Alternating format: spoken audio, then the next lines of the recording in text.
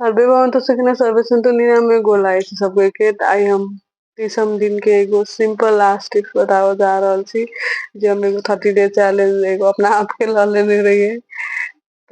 ओहि के लेल आइ हम लास्ट एगो सिंपल स्लोगन नहीं कहबै, खुश रहे के हेल्दी रहे के एगो सिंपल टिप्स है जे हम बहुत निक लागल रहा। इंडिया के एगो फेमस एथलीट छथिन, इनका नाम छै संग्राम सिंह। संग्राम सिंह के एगो वीडियो सब देखलिए, हमरा बहुत निक लागल।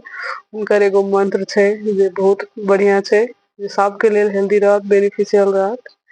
कहै छथिन खाओ भूख से कम, पहिल नियम खाओ आधा, पानी पियो दुगुना।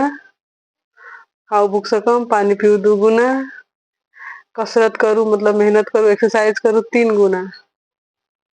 आरो खुश रहू 4 गुना। तो ये एगो बहुत बढ़िया टिप्स लागल हमरा।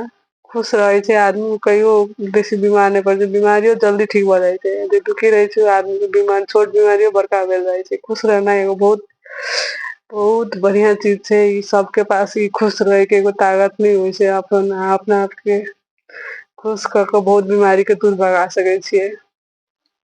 खाना कनी कमे खेबाक चाही। जेना सोचू एगो मिक्सर ग्राइंडर छै, मिक्सर ग्राइंडर के पूरा ऊपर तक भर देलिए तो पिसेबे नहीं करते। तो ओकरा हल्का कनी खालिए रखबै, कनी 1/3 रखबै या हाफ रखबै, खूब नीक से उ पिसा जाय छै। त खाना खूब नीक से पच जाय छै। खाना खाइये काल में नीक से चिबा चिबा के जते खेलिए मुँहे में पसा लेलिए त और बढ़िया से पचतै। आ पाइन पियै के हमेशा सकभर। खाना खाइते पानी नहीं पिऊ, खाना खाए से आधा घंटा पहले पानी पिऊ, खाना खेला के आधा घंटा बाद 1 गिलास पानी पी लिय। लेकिन बहुत बढ़िया नियम छै।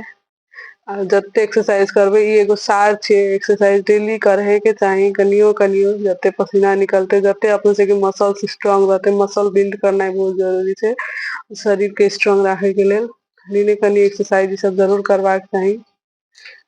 खुश रहनाइ त छैहे।